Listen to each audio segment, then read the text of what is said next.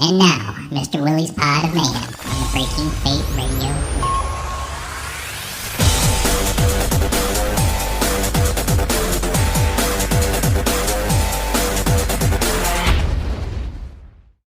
Estamos estampillas.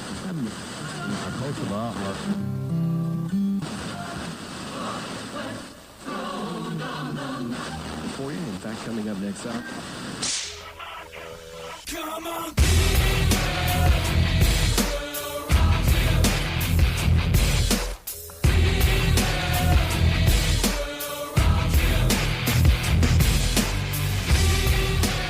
Welcome to the Pod of Mayhem. I am Mr. Willy Atkins. Thank you for listening to this episode 5, featuring paranormal writer, historian, and investigator Ursula Bielski. Ursula is the owner of the Chicago Hauntings Tour Company, and if you enjoy her story and would like to meet her, she will be available at a couple events that I'm hosting here in DeKalb, Illinois later this year, including the Historic Crimes Con, dedicated to true crime, on Saturday, October 3rd, and also the Afterlife Paranormal Conference the very next day, Sunday, October 4th. I will leave a link to both events in the podcast description here for you to check out if interested. Before we get started, I first want to say how much I truly appreciate all the early support with the launch of the new Pod of Mayhem podcast. In the weeks to come, in addition to the Thursday interview episodes, I plan to launch other weekly episodes that will concentrate on things like film and media reviews. So stay tuned for more information on that. Your listening in means the world, and it's truly an honor to bring attention to simply amazing creative people every week that are here in the Pod of Mayhem.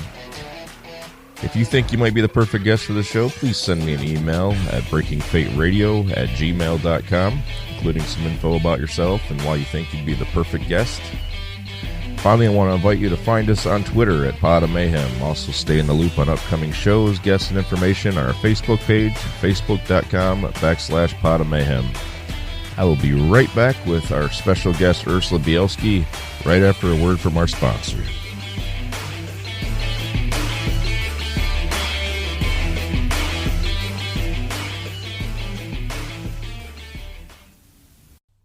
Are you enjoying the Pod of Mayhem and you want to start a podcast yourself? Well, if you haven't heard about Anchor, it's the easiest way to make a podcast. Let me explain. First and foremost, it's free. I mean, you can't beat free, right? In addition to that, there's also creation tools that allow you to record and edit your podcast right from your phone or your computer. Anchor will distribute your podcast for you so it can be heard on Spotify, Apple Podcasts, and many more platforms. You can even make money from your podcast with no minimum listenership. It's everything you need to make a podcast, all in one place.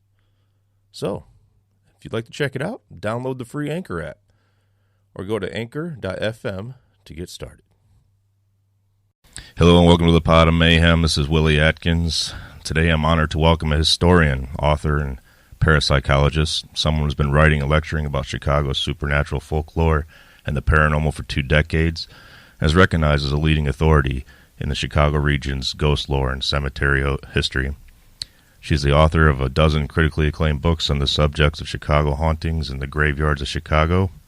Today, my guest is none other than my dear friend, Ursula Bielski. Welcome. Thanks for joining us. Thanks for having me. It's so awesome to be here. Isn't it? Yeah, it You really like my little hole in the wall here? I love this hole in the wall. It's fantastic. It's just the nerve center. It's where I lose my nerve, yeah. Spend far too much time in this room, but it's cozy. It's affordable. The spiders and mice are pretty friendly for the most part. So today we're going to get into a number of different topics, but I always feel it's best to start anything at the beginning, right? So tell our viewers where you're originally from and what initially sparked your interest in the paranormal. I'm originally from the same neighborhood that I live in now. Actually, You never got out. I lived in Springfield for about 1.5 years, a few years back, and I went to school for 3 years at Benedictine University in Lisle. And outside of that, I have lived in the same neighborhood my entire life. But I'm from North Center, on the north side of Chicago, about 2 miles west of Wrigley Field.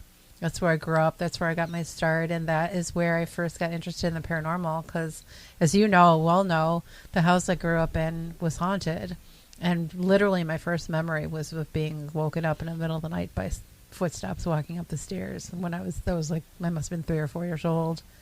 Wow, And that's lifelong. yeah, yeah, it really was. And it was something that happened almost every night. So I grew up in this atmosphere where like you never quite knew what was real or not real, because that would happen in the middle of the night. You think, am I dreaming? Am I not dreaming?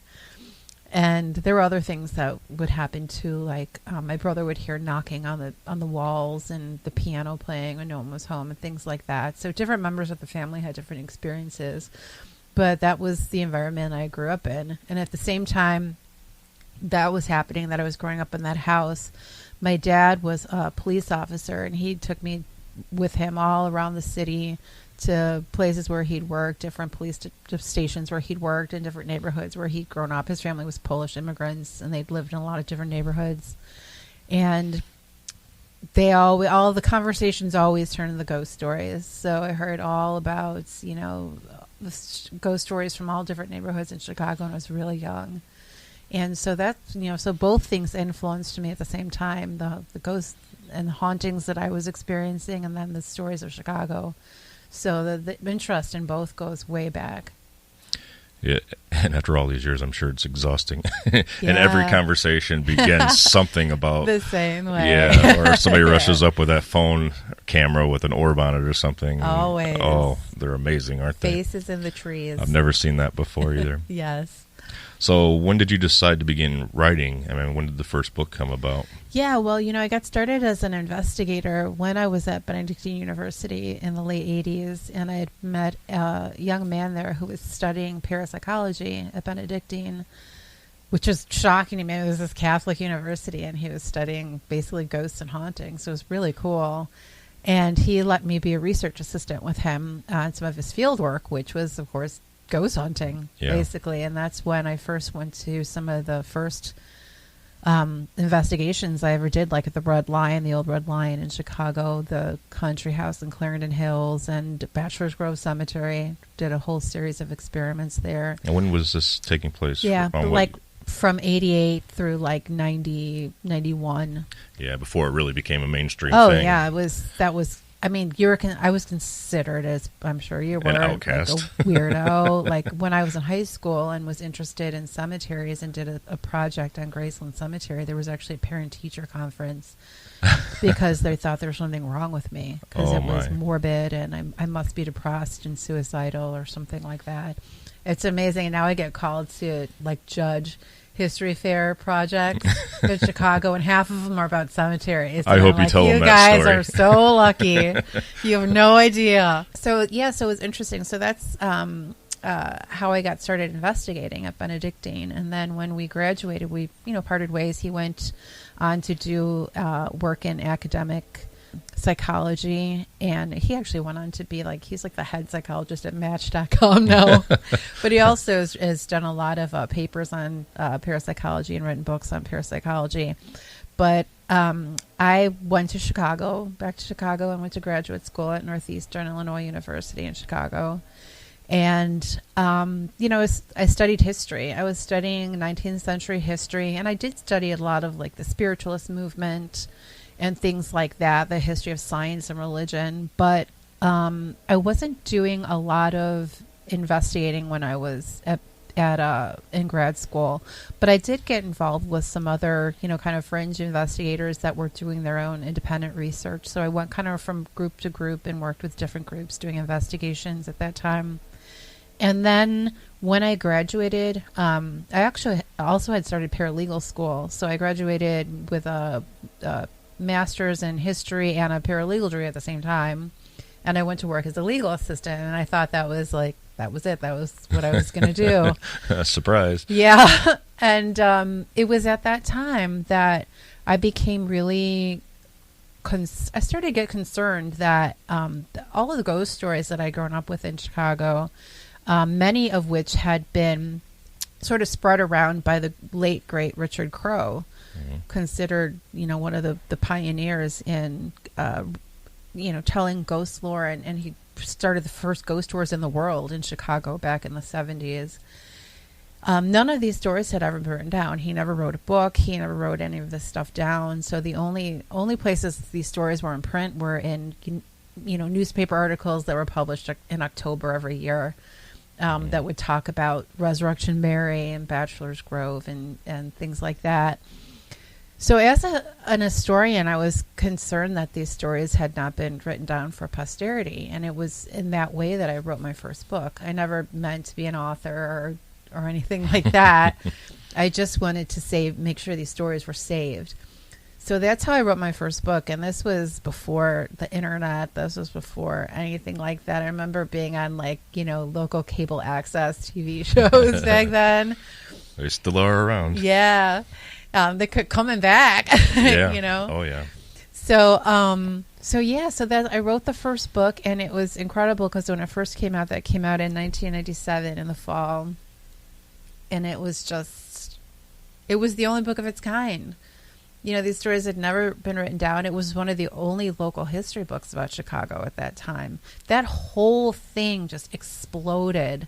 What was that like, going in blind, never writing anything before, trying to get anything published? Did you work with a publishing company for that? Or? It was really serendipitous because one of my best friends of my whole life, or two of my best friends actually, are a set of twins, Sharon and Cheryl Woodhouse, and they grew up in the neighborhood. We went to school together all the way through elementary school, going back to first grade. In fact, in first grade, we met each other because we were both put in the same reading class because we knew how to read when we started first grade.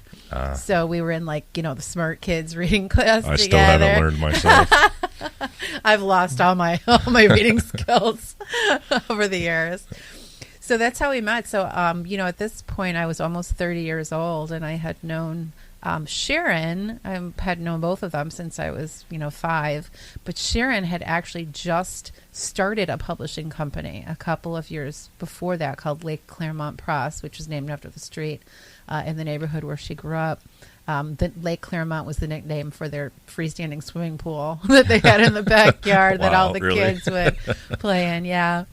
So she had just started this company, and she had started the company just simply to publish a book that she had written called The Native's Guide to Chicago, where she included restaurants and museums and street art and murals and things like that, wanting to gather all these things together because she felt that at that time there was no guidebook like that wasn't written by like Frommers or some big corporation. So that was the first book of that kind as well that she had published. And she said, hey, why don't you publish a book with me?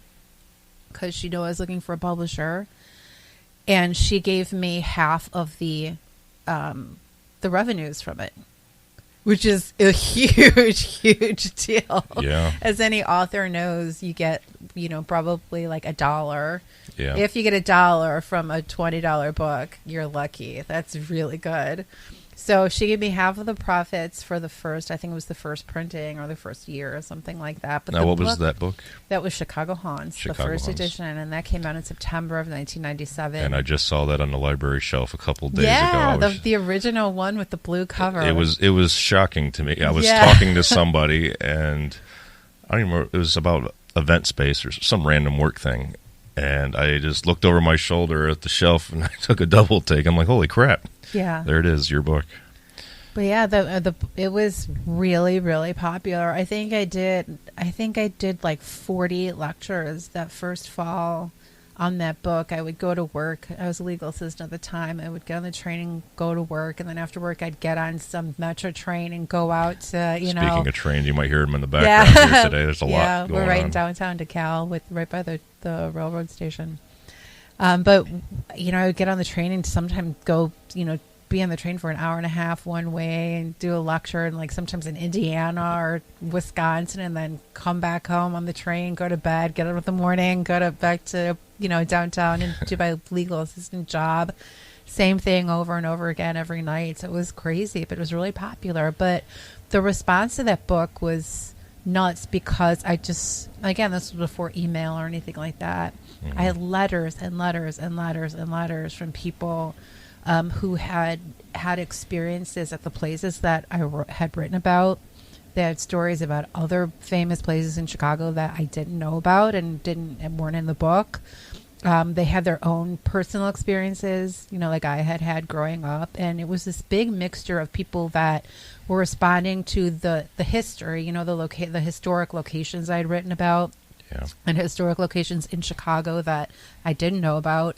And then these very personal experiences where people were so thrilled that somebody understood this experience that they had. That's these conferences for me. I mean, yeah. Everybody who shows up, it seems like they're just looking for somebody who might believe their story, and then they're like a leech. They're going to attach to you and give you all this information. It's really true. But, you know, people are so lucky now because now there's so many people that believe what you've experienced. It's no longer taboo and weird. It's mainstream. But back then, I mean, to have something like that, to find someone like that didn't think you were crazy or, you know, stupid or whatever, because you had a paranormal experience, it was a huge deal. And these lectures I gave, I mean, they were just packed. Every single one was just packed with people. And then after you were done talking, you know, the line of people that absolutely had to tell you what happened to them, because there was no one to listen to them or to understand them at that time. So it was really something. And so the second book came from all of the responses to the first book, and it's just been like that ever since. What was the second book? More Chicago Haunts.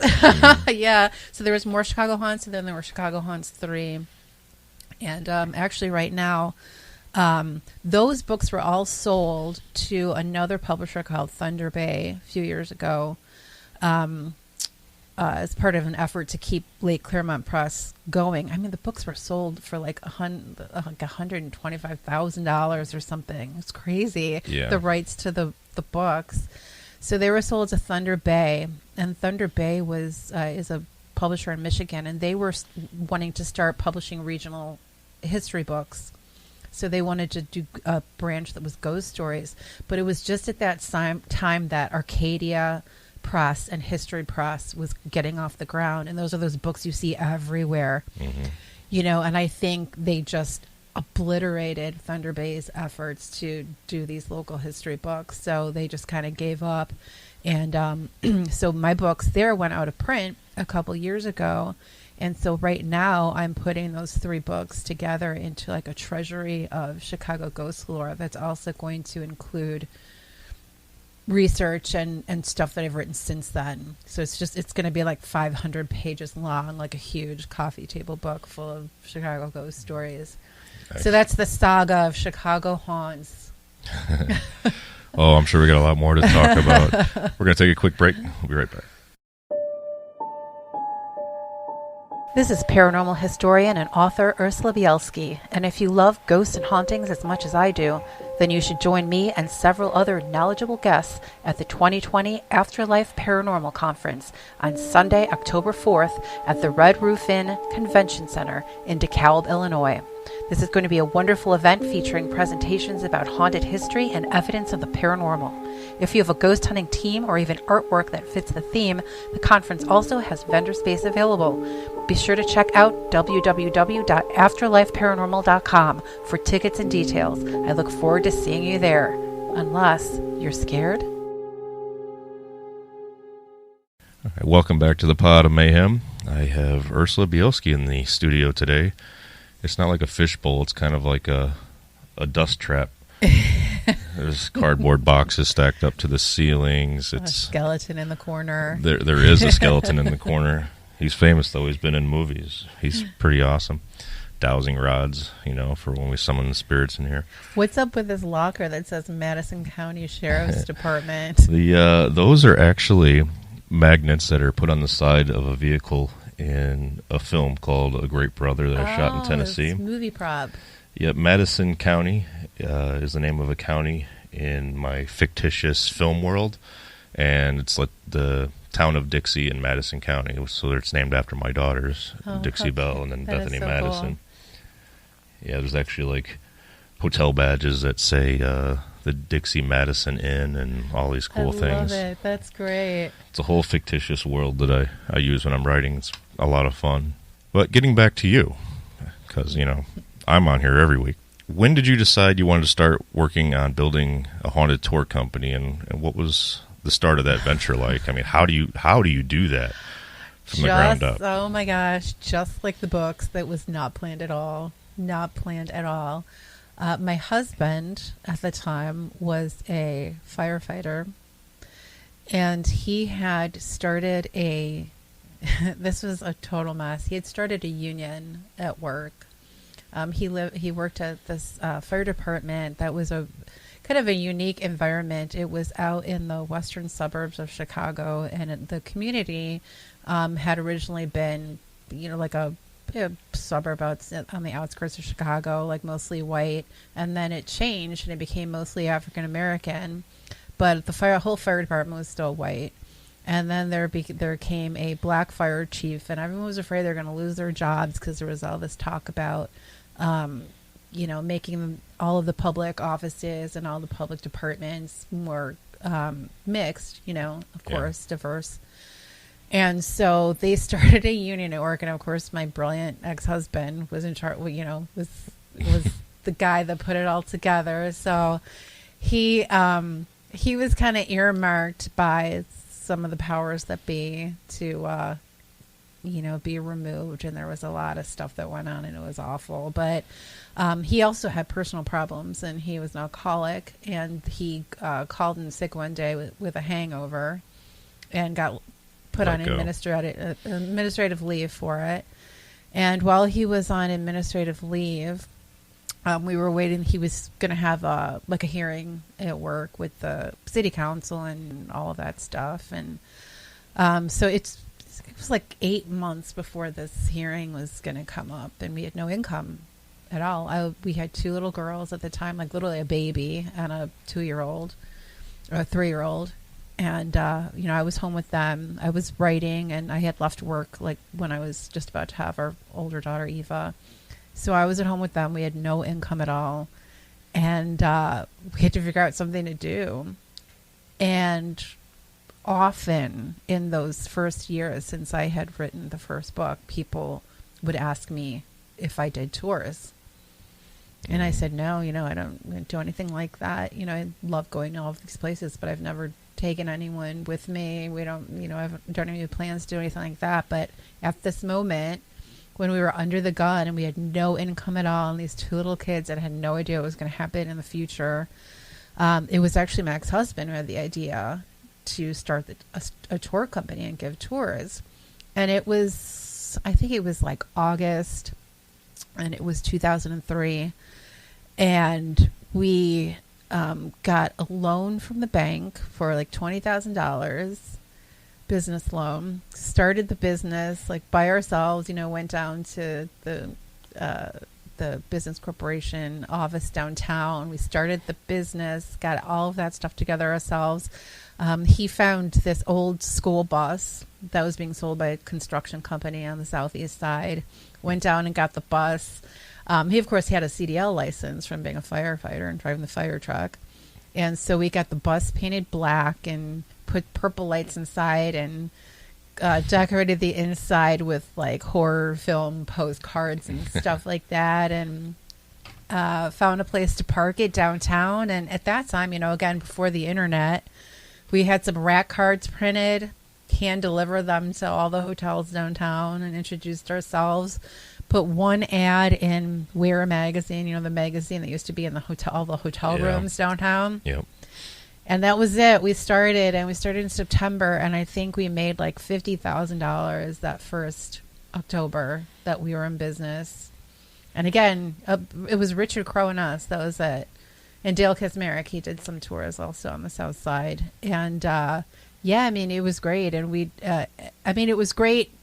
And financially we did well, and we were able to support ourselves, which was good because my husband never got his job back.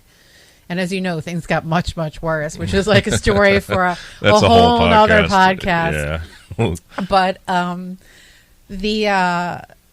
it was interesting because at that time, again, it was really good that we were able to do that and to make a success of it. But it was such a shock to me. I mean, I had been this mom at home with like my 2 little girls. As you know, like home is so important to me, and really protective of that environment. And here we went out every single night of the week, every day of the year, except Mondays. Mondays we were off. And it was Dave driving the bus, my husband, and me giving the tours. And it was every single night, even if we had one person. We went down at 5 o'clock, got the bus out of the lot, and did the tours. And then we did 2 tours every Friday and Saturday. It's like 6 hours, out there at night. Got home at like 2 o'clock in the morning. And it was every single night. And we did all that ourselves for like 4.5 years before we started to hire other tour guides to help us. I can relate to your story. It's unbelievable. And then you get trapped into these situations too. I became self-employed because I didn't have any other employment opportunity. So I was like forced into it. You can't find a job, right. You make a job, right? Same thing, and I'm still doing it now, and I, want to get out of it, but, kind of stuck. You can't get out of it. Once you're self-employed, that's it, because then everyone else sees you as self-employed. Yeah. And you've been your own boss for so long. How many years have you been self-employed? About a decade. Yeah. And for me, it's been like something like 18 years or something like that since we started the company. And as people look at you and they're like, oh, she's been her own boss for 18 years. I don't want anything to do with that, See, fortunately for me, whenever I started, I was still working a full-time job and started doing this other stuff on the side. It's like a side company thing that I'd started. And then I became, unemployed. Yeah. And I couldn't find anything else, so I took this little thing I was doing on the side and made a complete massive headache out of it. And here we are, still fighting that with Tylenol every day. Yeah. So you were just talking. We can do anything, right? We can do anything, everything. All right, yeah. We're managers and editors and marketers and social it's media not that whizzes. It's not just that we can, it's that we have to. Yeah, we absolutely for have lack of options. So you were talking about bringing on tour guides. Before we get into any of that, I'm curious, what are the different tours that are hosted by Chicago Hauntings present day? Yeah, so right now we had started out with our original Chicago Hauntings tour, which was a 2.5-hour bus tour where we make numerous stops on the route at some of the most active places like Hull House and the Eastland disaster site, things like that, so people could really get a feel for things. And that was really kind of unique too. The other tour that was going didn't really make a lot of stops like that. So that was really neat. And most of the other sightseeing tours in Chicago at the time didn't make stops. They were just like a 2-hour sightseeing tour on the bus, looking out the window. So it was quite different. Now we still run that tour every Saturday night, and then in the summer, Fridays and Saturdays, and then every night, of course, in October. And we also have been really successful we started the first Devil in the White City tour based on the H.H. Holmes story. We started that probably now about 12 years ago or more. Unbelievable. Yeah. And so that tour runs probably once or twice a month. And my ex-husband, Dave Cowan, who's also an historian and author, he does most of those tours. And they go down to the old fairgrounds in Jackson Park and to the Murder Castle site, and also covers a lot of Victorian era history and ghost stories too. So we do that one. We do a Gothic Chicago tour, which is combination gangsters, ghosts, and massacres tour. And then we still do our Resurrection Mary tour, which is the Archer Avenue tour that goes all along the Archer Avenue, the old I&M Canal building route, all the cemeteries in that area, and talks a lot about Resurrection Mary. And then we do different tours once in a while too, but we also do walking tours now. We do a Friday and Saturday, we do a River North walking tour at 6, and then we do a ghost hunt of Lincoln Park that's led by Tony Spelski on Fridays and Sundays. Busy. Yeah. So obviously you can't go out and do every single one of these yourself every single day. There's a daily tour every day in Chicago right now. So how do you go about selecting a high-quality tour guide? I mean, how do you find the people that would be best in front of the crowd? We had one run where we actually, put out an ad on like Craigslist and had interviews in a Starbucks. Yeah. And hired some people, which was fine. But the best tour guides that we have had have been people who've had presented themselves to us and said, I've done this, I know this, I love this, can I work for you? And that's where the best ones have come from. Just people saying, please let me work for you, I really want to work for your company, and this is what I can do. the first tour guide that we had besides Dave and me was a guy named Chris Thiem, and he is absolutely amazing. And he was from LaSalle County, from the Utica area, and he had grown up, like, his dad was a musician, and he gave tours on the paddle boats on the Illinois River. And so that's how he had grown up, like, under his dad, who was this great storyteller, and taught him all the ghost lore and folklore of the area. Star Rock and Star Rock Murders. Yeah. So then, he was living in Chicago, and he was a writer, and he was such a great storyteller, and he was so wonderful. And he worked with us for a few years, but then he had to leave and it was very smart. And, I didn't realize the extent and the reality of what he was saying until many years later, but he had to leave, he said, because being at these locations every night was changing him. It was making him very depressed. It was making him physically sick. And I was like, oh, that's kind of weird, but okay, I get it, Yeah. And said, thank you so much. You've been great. And he recommended some other guides to us that were with us for a long time, who were also great. But we really missed him. But yeah, it wasn't until years later, especially when I started being involved with Bachelor's Grove Cemetery and saw kind of the same thing happening to me and happening to my friends, that I really understood what Chris had said those years before. Mm-hmm. Now, we've had some really great tour guides with us now. We've got Larry Arroyo, who's a comedian, and he's such a great historian. He's nicknamed Cemetery Larry because he's this huge fan of Chicago cemeteries, and he hosts the Chicago Cemetery Crawlers tours in the spring and summer and fall. And so he works with us. We also have a school teacher, Joanne, who also got her start with us at Joliet Prison when we were doing the Joliet Prison tours last year, and she is incredible. And then our star tour guide is Tony Spelsky. Love him. Grew up in Old Town. He has been a paranormal investigator for like 30 years, knows everything, knows Chicago like the back of his hand. He's so entertaining. And it was him that introduced the actual ghost hunting on our tours, always bringing equipment along to show people, which people just love. And it was after we had done the zoo tours at Lincoln Park Zoo that Tony and I put together the Lincoln Park, the new version of the Lincoln Park tour that we've been doing for years. So we did a new version of that incorporated the actual ghost hunting. So now it's the actual ghost hunt of Lincoln Park, which is just an incredible place. So yeah, Tony is a superstar, and he's actually learning the route of Chuck Kennedy out here in St. Charles.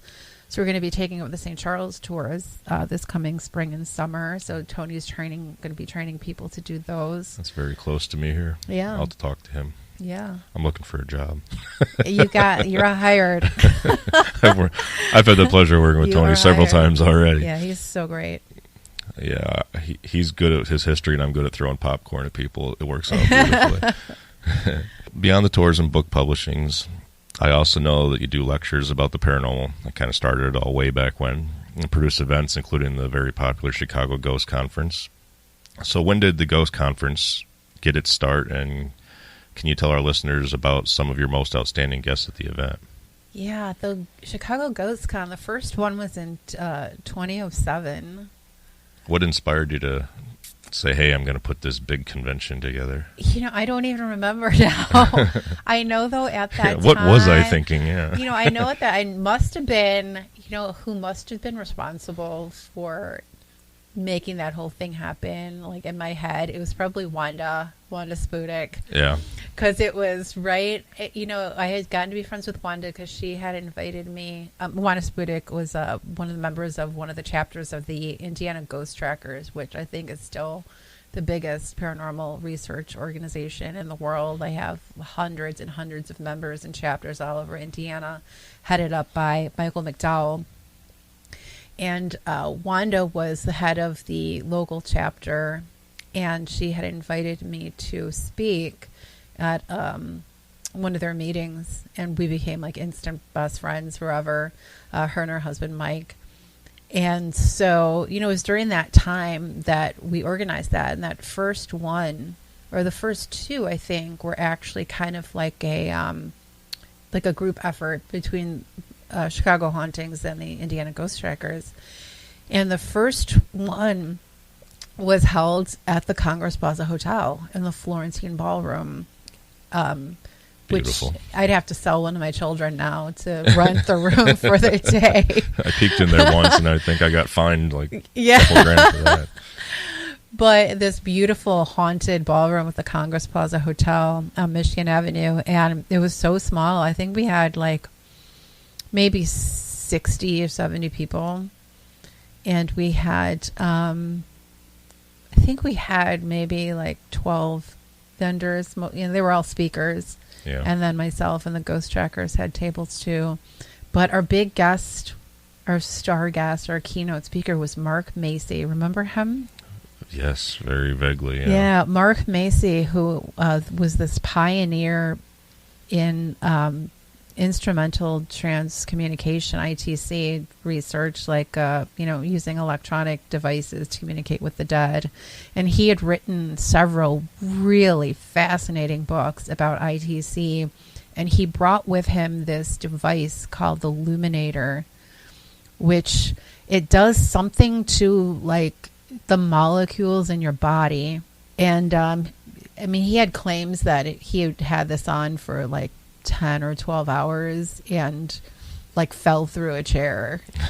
Wow. Like crazy stories like that. But he used it to take photographs of spirits. And he wrote a whole book called Spirit Faces. And the book was based upon like turning on the illuminator in the presence of someone and then taking Polaroid photographs of the person. And you would see faces superimposed over your face. That's not creepy at all. No. But he took pictures of people at the conference with his Polaroid camera, and you could pay like $5 to have your picture taken with the illuminator on, and I've got a couple pictures from it somewhere, but it was fascinating because it totally worked. You really see these strange faces over yours, but he was this amazing guest at our first conference, and it was just so great to have him there. But over the years we've had a lot of interesting people at our conferences. From the beginning, almost, we've had Jeff Belanger almost every year, who's founder of ghostvillage.com. He went on to become the writer and location scout for Ghost Adventures. And he also has a great series called New England Legends on PBS television, and has written, I don't know, probably 20 books now. And then Dave Schrader, of course, who comes down from Minnesota every year with Tim Dennis. They host the Darkness Radio. And now Dave Schrader, of course, is one of the hosts of the Holzer Files on, was it Travel Channel, I think? I'm not sure. Or Destination America, one of those. So we've had a lot of cool regular guests. Some of my favorite guests, of course, John Zaffis came the one year, and known as the godfather of the paranormal, Lorraine and Ed Warren's nephew. We had Josh Gates come from Destination Truth, the archaeologist and anthropologist. He was great. I got to have a drink with him. That yeah, was good. It's really amazing. Of course, Jeff Mudgett's been a regular guest at the conferences, the great-great-great-grandson of H.H. Holmes. Who are some of the other guests that we've had? Boy, I'm trying to remember. We've had Joshua P. Warren a couple times, the great paranormal investigator. You had Lorraine at one time too, didn't you? And we had Lorraine Warren come. That was one of the last years that she traveled to conferences. She came to the Portage Theater. I remember I was bawling when I wasn't there you for that weren't one. There. No. I was bawling when I announced her. I think I was so tired because it was like the last speaker after the 2-day thing. But it wasn't only that I was tired. I was really moved by the fact that she was there. But that was cool to have Lorraine Warren there. So, yeah, we've had some really great guests over the years. But, we've also had not just the celebrities like that, but we just have a lot of really cool local talent, authors, researchers that I've spoken to. So it's been a really good mix of people. Oh, remember the one year, too, we had the spontaneous combustion guy? Yes. Yeah, the guy that had written the book on spontaneous human combustion. Like, I think half the room walked out because they said it was so weird and gross. Because he had all these photos and everything. That may be a success story. I'm not sure.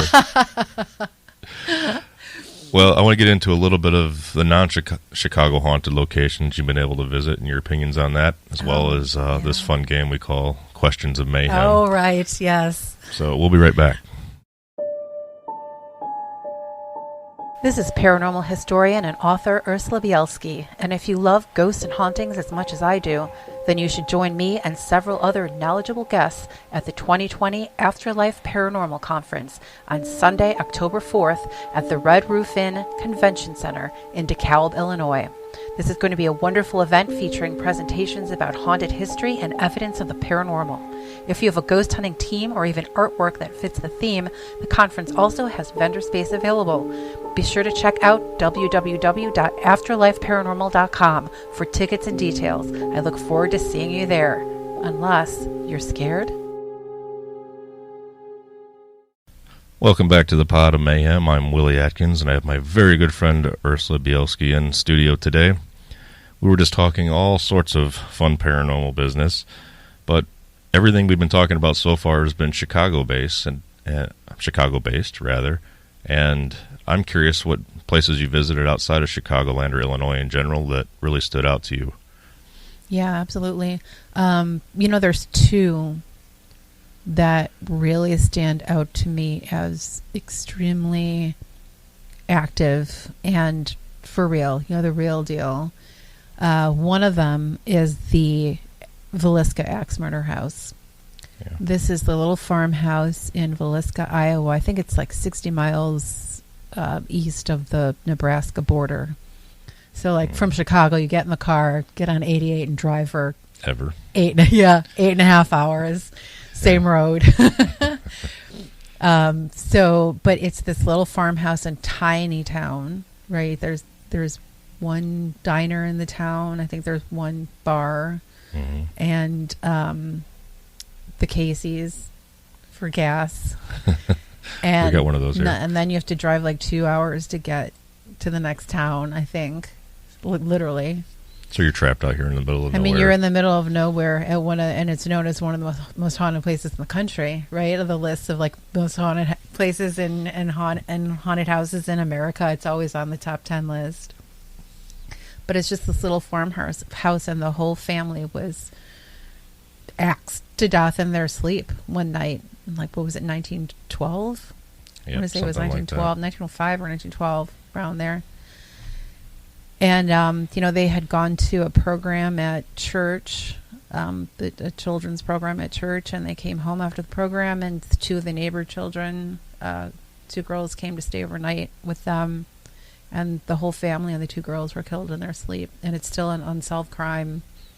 And the house is very actively haunted, and, people come from all over the world to investigate there, literally trying to solve the crime, trying to communicate with, they believe that the spirit of the murderer is in the house, because they believe that he hid in the attic while the family was gone and was there, when they all went to sleep. So they think the spirit of the murderer is still in the house. They think the spirit of the children that were killed are still in the house. So people come and try to communicate with them. I'm sure the little neighborhood there loves the big sign out front, too. Oh, right. They have a big sign with the drippy, like the blood drippy letters. Yeah. But, that is garish and awful. But Martha and I can't remember his first name. Their last name is Len. Oh, he passed away. The gentleman who bought the house and opened the museum in town. I can't remember his name right now. It's just completely disappeared from my mind. It'll come to me a second. But, they bought the house and they restored it to the way it looked at the time. So they've really done so much work on, and put so much love into making sure the story is told and the property, remains the way it is. And they built also a barn out in the back because there's no like electricity or anything in the house. So they built a barn where investigators can stay. So anyone or a group of investigators, I think it's up to like 6 or 8 people can go and stay overnight there and investigate. And it is a really amazing experience. I am not a sensitive person. I don't have any paranormal abilities, but I went into that house knowing nothing about what had happened. I was invited there by another investigator, and he said, "Hey, you want to go on a ghost hunt? It's in Iowa." And I said, "Sure." And we didn't really talk about it on the way and talk about like what was going on in the house. We both had things that were happening in our lives that we talked about all the way there. And so we got there, and I walked into this house for the first time, and I went into the bedroom where the two neighbor girls were killed. They were the first to be killed on the first floor off the parlor. And I just burst into tears, and I ran out of the house. And then I found out later on that they believed the girls hid in the closet to try to get away from the murderer. And I found out that my daughters at the time were the same age that these girls were when they were killed in the house. Wow. That was astounding to me. I had a lot of other experiences there the 3 times that I've been there, and I've always gotten a really profound feeling at this place. You know, another place that I forgot, I said 2 places. There's actually 3. Other place that had a big impact on me was the Bell Witch Cave in Tennessee. Me too. Yeah, amazing place. You know, this was the site of one of the strangest paranormal events in American history. It's like the first time like the government recognized haunting as killing someone. Yeah, exactly. And this was even Andrew Jackson had an experience with the Bell Witch, tried to go to the Bell Farm to check it out for himself, and something happened with the horse and wagon as they were going up the drive to the house, and they actually heard the voice of the Bell Witch, which was this disembodied voice that would talk to the family. And he said he'd rather go against the whole the whole Union Army than the Bell Witch again, have another contact with the Bell Witch. But the farm is there, and they've reconstructed the cabin where the Bell family lived, and then they tell the story of the Bell Witch and everything. So the family there runs it. But the weirdest thing about the property is the Bell Witch Cave, as it's called, which is also Native American burial ground. Exactly, yeah. And if you ever do visit this place, trust me, I'm telling you, do not bring home rocks. Yep, I'll leave it at that. yeah, known to bring very bad luck on anybody that brings them home. I can speak firsthand on that. Don't do it.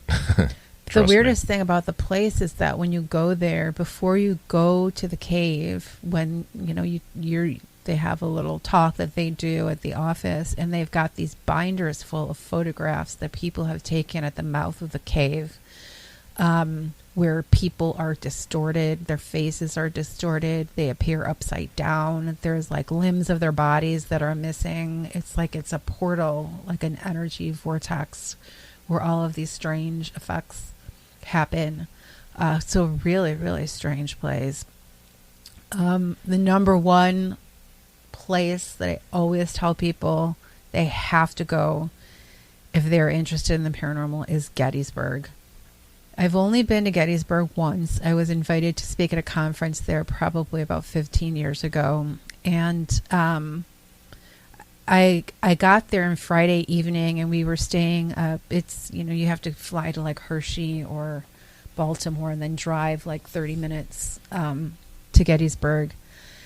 So I got there in the evening, and there was like a dinner, and then we had a tour of the town with Mark Nesbitt, the great Gettysburg ghost lorist. And then went back to our hotel and went to bed. And the next day I had to speak at, it was like 9 o'clock in the morning, like the first slot. And then I had to leave that evening to go home. And so I wasn't going to have any time to visit the battlefield or do anything like that. And I was just determined to see the battlefield. So I got up at like 5:30 in the morning and got in the car, and I drove to the battlefield. And it was like there was like mist and fog all over everything. Yep. And I always tell people, you can feel the air is charged. It's like electricity. Mm-hmm. Everywhere you go, you just feel it all through your body. It's like humming with electrical energy. It's insane. It's the only place I've ever experienced that. The only place, and I've never ever forgotten it. And the stories about Gettysburg that you hear every time someone goes there, just these extraordinary stories about, seeing like full length apparitions of soldiers and feeling bodies pass through your own body and smelling gun smoke and just the whole shebang, like everything that you would imagine that people would experience there, they experience there on a regular basis. Not surprisingly, but number one place. Yeah, absolutely. I got to visit there one time. Also, I produced Afterlife Paranormal Conference there 1 year. Yeah, right. And I got to experience that same thing out in the battlefields at really early morning hours, too. And the mist and fog out there is just an experience in itself. Got a lot of amazing artistic photographs there. But you can certainly feel that area. It's almost sadness at the same time. Yeah. Very overwhelming. I prefer the old prisons myself. I just love to visit them for the historical value and the chaos that they tend to be.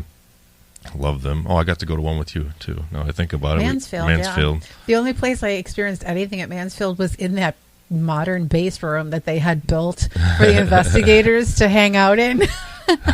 I heard voices in there, and someone touched me on my shoulder while I was sitting in there, between like doing experiments and stuff, but nothing in the actual prison. Yeah, I think my only experience in there was packing up equipment myself. Yeah. But absolutely love the place. So we're going to get into this fun segment we call Questions of Mayhem. Oh, boy. Okay. Yeah. So I try to give all of my guests a little idea what to expect on the show. And when it comes to this segment, nobody's ever given any clue whatsoever. It's just kind of random. And you'll see. It'll be a lot of fun. We won't get anything too charging. We'll see. It's safer than the battlefields. We'll say that much. So I got 10 questions. I'm going to ask you each one. So just give us your honest, best answer and explain if you like to explain. Okay. All right. Number 1 here. If you had a choice for your final meal in this lifetime, what would it be? Oh, wow. Final meal. It would be spaghetti. Spaghetti. Spaghetti. It's my favorite thing.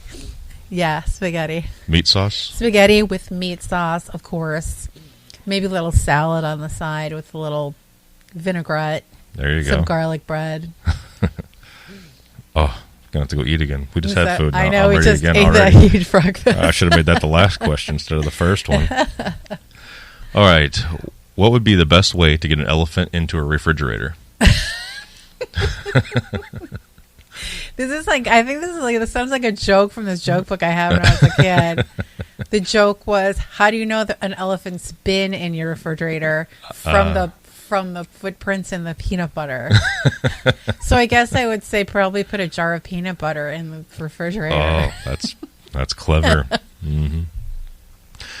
All right, number 3. If you were to compare yourself with any animal, which animal would it be and why? Oh, boy. I think I've been asked this question before. I can't remember what I said. Probably a bear. Of course, my name Ursula means little she bear, so there's that. That's fitting. But I just love I love the idea of hibernation. I do the same thing, like in the winter. Well, it doesn't even have to be winter. I stay in the house. I love being cozy. I love being cozy in the house with blankies and. Yeah, so, bears. Perfect. Number 4, if I gave you $40,000 to start an entirely new business venture, what would it be? A used bookstore. Used bookstore? Yeah. Nice. Not enough of that around anymore. No, it'll probably be closed after about 6 months, too, but I don't know. You'd enjoy 6 months of the wonderful smells. It would be so nice. Yeah, just smelling the books. Oh, yeah, it's amazing. If you've never been to a very old bookstore, you never get to appreciate such a thing. Number 5, if you could vacation anywhere in the world, where would it be and why? Probably the Holy Land. I've always wanted to go to the Holy Land and walk in the footsteps of Jesus and the apostles and all of that, and just see all the different locations from the Gospel and the Old Testament. That would be really cool. Something nice to experience in person. Yeah, as long as you don't get killed. That would be Which so is nice. always a problem. Of course, I'm from Chicago, so what am I talking about? Yeah, you know how to duck and run, right? Number 6. If I go to your house tonight and open your fridge, what will I find in there? Maybe an elephant? In my fridge, there's always the same things. Hummus, Greek yogurt, broccoli. I'm trying to picture my refrigerator right now. Leftovers, because I love to cook. So there's always leftovers in there from something. There's always like 3 packages of raw ground turkey, because that's all my daughter eats. Eggs. Nothing really exciting. I like Peanut eggs. butter. Peanut butter and an elephant. Yeah. All right. This one's kind of morbid, but fitting. You have seen so many beautiful cemeteries. If given the choice of a free plot at any cemetery in the world, where would your final resting place be? Wow, that's a really great question. It's morbid, but it is a really good question, isn't it? It is. I guess I would have to say, I'm going to have to pick 2. Okay. I mean, because We'll slice you in half. And I'd love, of course, to be buried at Graceland Cemetery in Chicago. It's the first cemetery I ever went to. It's where I fell in love with, ghost lore and cemetery history. And it's, of course, one of the most beautiful cemeteries in the world. So they're sold out. So even if I came into a bunch of money, that's not a possibility. I learned that I had an uncle that died as an infant that's buried there. Really? And took my father to find it. That's amazing. Maybe you could get in there, and some kind of family thing. Oh, no. Where he's buried it's like tiled with children in this little plot. Wow, that's incredible. So I love Graceland. That would be one. And of course, the other one would be Bachelor's Grove. Even though, so many of those graves have been dug up. And of course, I was going to say, you want to be tormented in death as you were in life. I don't think the cemetery is the problem. I think it's like a lot of people, the woods around the cemetery. But of course, I just love Bachelor's Grove so much. It'd be so cool to just be there, be buried there. But of course, that's not a possibility either, because that's never going to be opened up again I doubt if that's ever going to be opened up to burials again, but that would be cool. Number 8, which do you prefer, talk or text?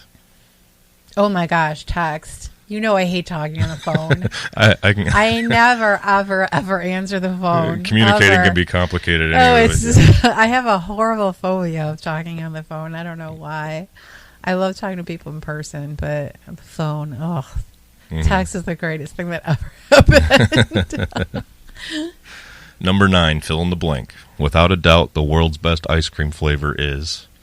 Oh, mint chocolate chip. Mint chocolate chip. Of course. No Excellent. doubt about it. And finally, number 10, if you could travel back in time to witness any historical event, what would it be and why?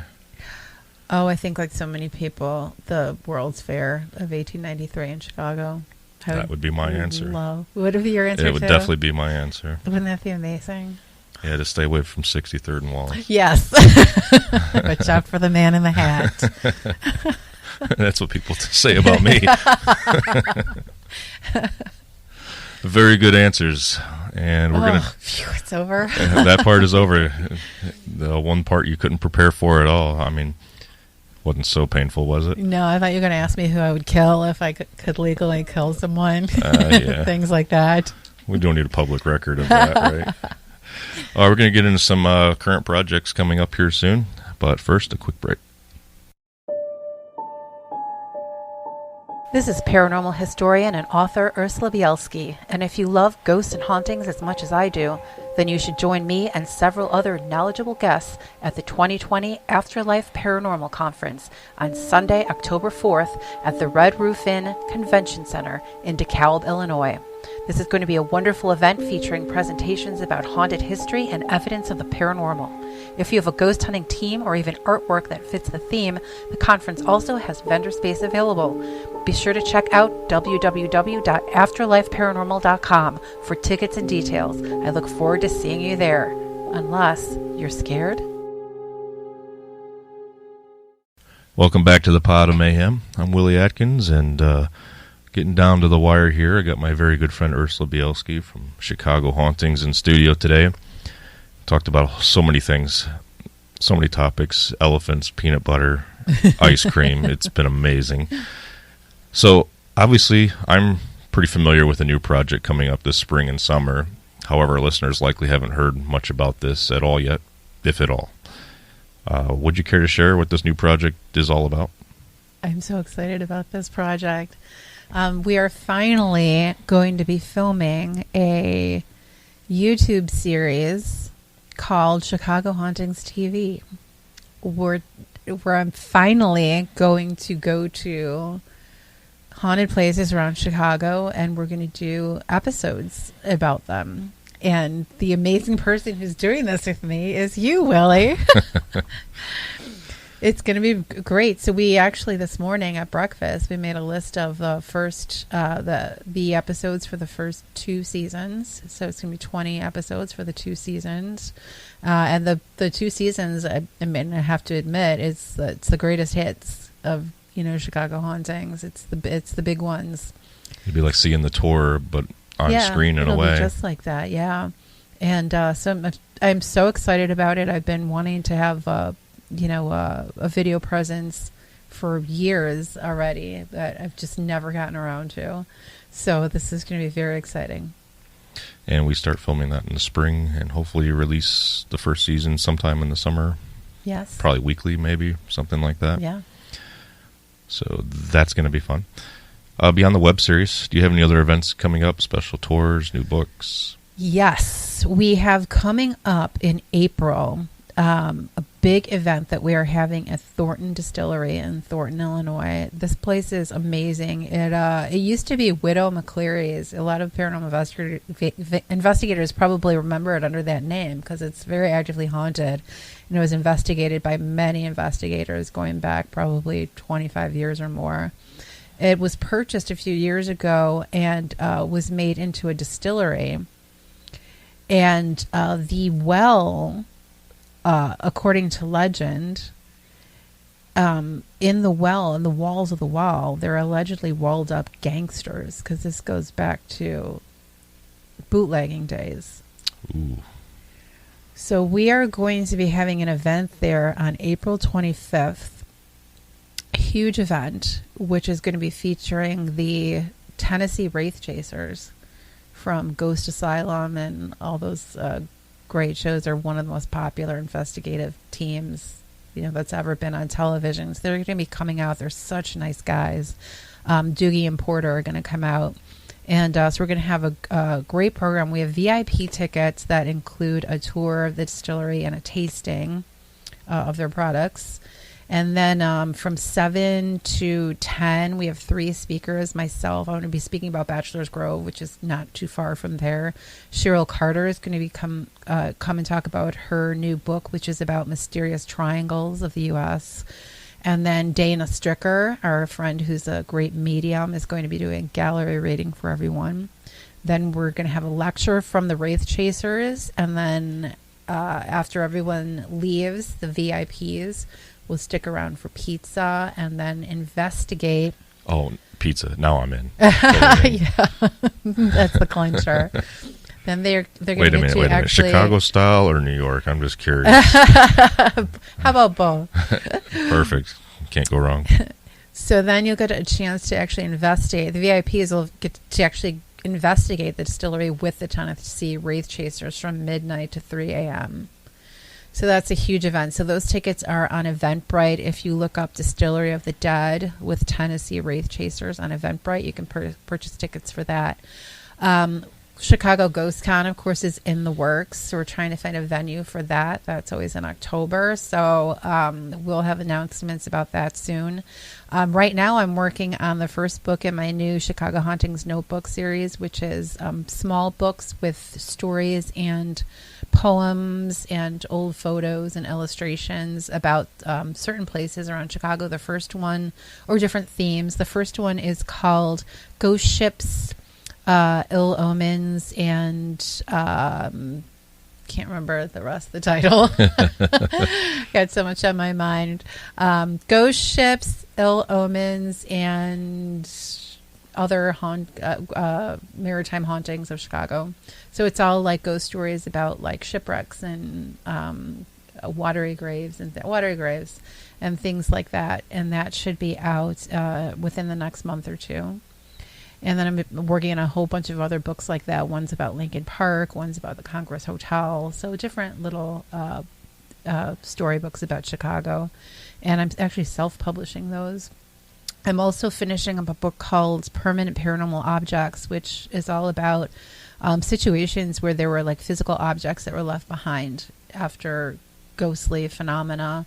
So things like, the ghostly handprints, like at Resurrection Cemetery and the Frank Levy Firehouse in Chicago. The skull experiments where the film canisters had strange markings left on them after the seances. Chicago's Ted Sirius, who was the bellman who could imprint images from his mind on Polaroid film, things like that. So the whole book is about objects that were left behind after paranormal experiences that people had. And I hope to have that out by August because I'm going to be speaking about that at the Michigan Paracon up in Sault Ste. Marie, which is the largest paranormal conference in the world. I think there's like 1,000 people that come, and they've got every paranormal celebrity under the sun that comes to that. And I think that's MichiganParacon.com to get tickets for that. So a lot of stuff coming up. Always story of our lives, right? Uh-huh. So I know sometimes it used to be annual. Now it's like semi-annual or here and there, or whenever we can make it work. We do a special tour together around holiday time. It's a pub crawl, which has taken life in different parts of the city and kind of reinvented itself several times. Is there any other special tours that people can expect to see this spring? So, we're going to do a special St. Patrick's Day tour. Not on St. Patrick's Day, but I think it's the Saturday before. And it's, Chicago's Irish Ghosts tour and pub crawl. And it'll go to all kinds of different Irish pubs around Chicago and also talk about all the famous Irish Chicago ghost stories like Bugs Moran, of course, Bishop Muldoon, Kaiser Hall and Bridgeport, the Canal Workers. So all those great old Irish ghost stories will be told along the tour route, and we'll visit the locations and also have a lot of spirits at local pubs too. That'll be it's all an on the Irish website. tour. You can't go without it. That'll all be on the website. Excellent.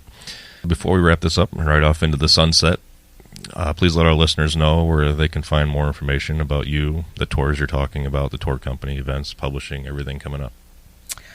ChicagoHauntings.com is the website that has my blog on it. So I put all sorts of news on there, and all of our tours and events are listed on there. And also our Facebook page, Chicago Hauntings Facebook page, we update all the time with any smaller events that we're doing, stuff that doesn't make it to the website. Oftentimes they're small events and we don't even put them on the website. So for like all the latest news, definitely like our Facebook page, Chicago Haunting Stores.